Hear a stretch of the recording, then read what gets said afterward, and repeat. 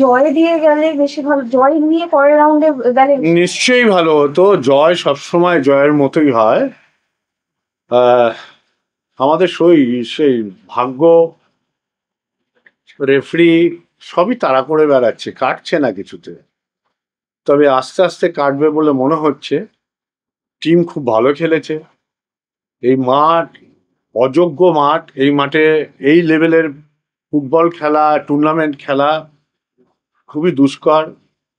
এমনকি আমি ঠিক বলতে না পারলেও মোটামুটি মেডিকেল টিমও মনে হয় ছিল না হাফ টাইমের অবধি। এটাও খুব দুর্ভাগ্যজনক।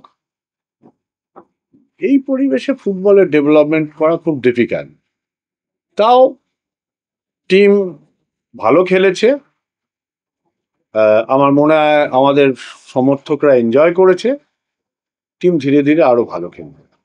আপনাকে মনে হয় প্রথমার্ধে একটা পেনাল্টি পেলেও পেতে পারতো ইস্টবেঙ্গল? আমার মনে হবে কেন, সবার মনে হচ্ছে তো।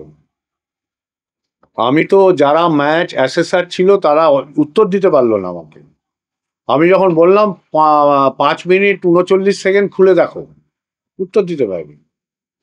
এ তো চলছেই আমাদের উপরে। এই রেফারিটার উপরে আমাদের 8টা 9টা কমপ্লেন ছিল, তারপরেও এই রেফারিটা রেফারিং করাচ্ছে। দুর্ভাগ্যজনক। ওই পরিবেশেই বড় হতে হবে, কিছু করার নেই।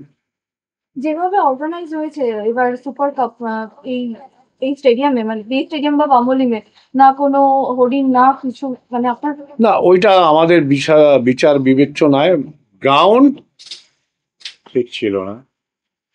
রেফারিং মানুষ দেখেছে কি হয়েছে। তারপরে আমাদের দুর্ভাগ্য, ক্রস পিস বার এ তো আছে। আমি একটু নামা দাদা, যে পরিস্থিতিতে এই ম্যাচটা খেলতে হয়েছে, মানে এই টুর্নামেন্টের আগে একটা অপ্রীতিকর ঘটনা ঘটেছিল, এবং সেই নিয়ে আপনারা সাংবাদিক সম্মেলনও করেছিলেন এবং আপনি পরিষ্কার বলেছিলেন যে কোচই হচ্ছে আমাদের নেতা, এবং এই পাহাড় পরিমাণ চাপ। ওইসব পৃথিবীতে আসে আর যায় না, এটার জন্য সাংবাদিকদের টোপে পড়তে রাজি না। চলো।